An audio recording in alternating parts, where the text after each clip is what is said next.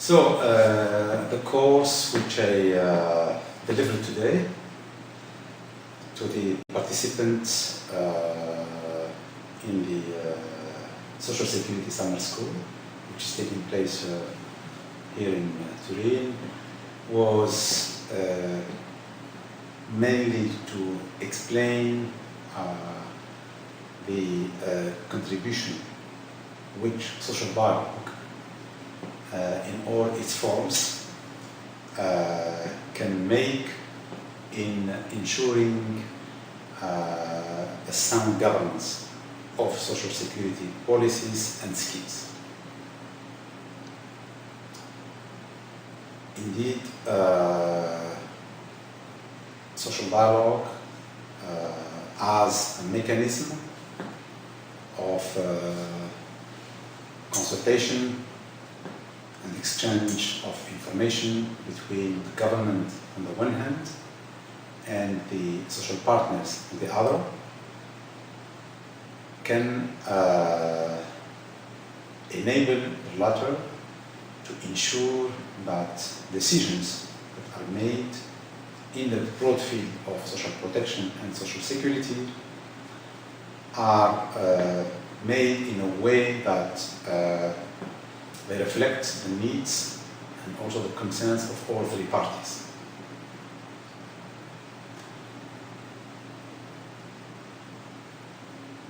I tried to explain that social dialogue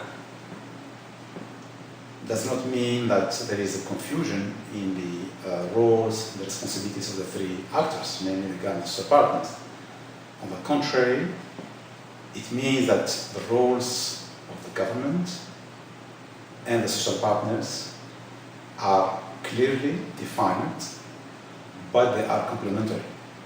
So the government, the state, have the general responsibility of ensuring that the policies of social security are well defined in terms of the rules that govern their functioning, in terms of the benefits that are defined, and also in terms of the implementation of all the rules that govern the functioning of social security.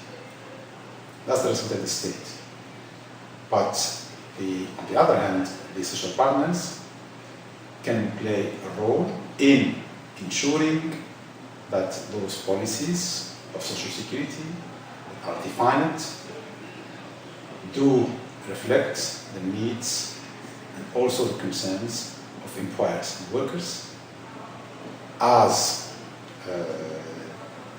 contributors to the social security, as taxpayers, and also as beneficiaries of social security schemes and benefits.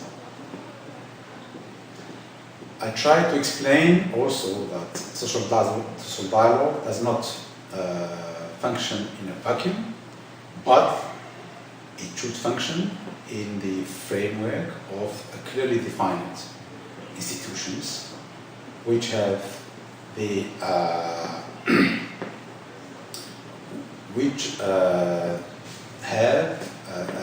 resources and also which function effectively. I explained that social dialogue cannot function without preconditions being put in place, and these conditions are, first of all, respect for freedom of association and collective bargaining, namely that workers, employers have the right to put in place and to create unions of their own choosing. They should also be able to choose unions and to function in an independent way of any interference from the government. We need also a sound industrial relations framework, namely the rule of law. We need also law enforcement institutions and also political will and trust between the parties. Finally, we need strong workers and employers organizations that are independent and also have the capacity to influence the social dialogue process on social security.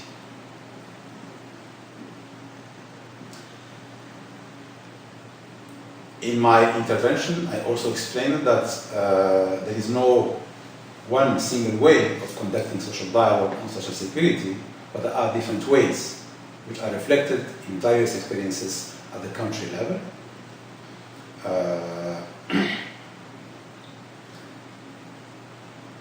While the international standards call on member states to put in place mechanisms for social dialogue, they do not, of course, prescribe any specific model of how to organize social dialogue around social security issues. Right? This is left to member states to address, and that's why we find at the country level various experiences of social dialogue over social security.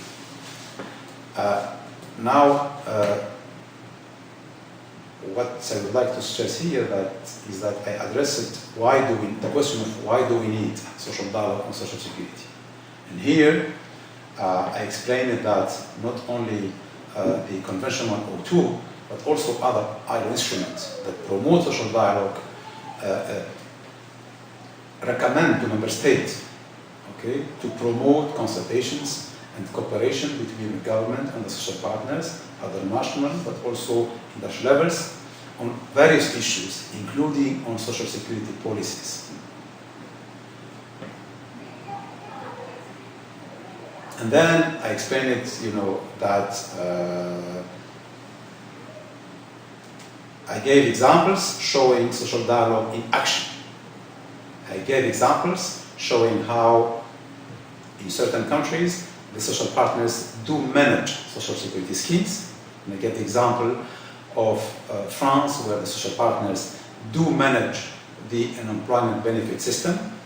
I also gave the example of the Netherlands, where the social partners do manage the second pillar of pensions, which do supplement the basic pension scheme, which is managed by the public authorities. And I also gave examples of involvement of the social partners in the supervision of social insurance funds, like in Nigeria. Finally, I gave examples of social dialogue in action, and in particular, focusing on examples of countries which have recently reformed the pension systems through a close collaboration between the government on the one hand and the social partners on the other. Examples include Spain, with the recent reform of the pension system, Uruguay, also, and Finland.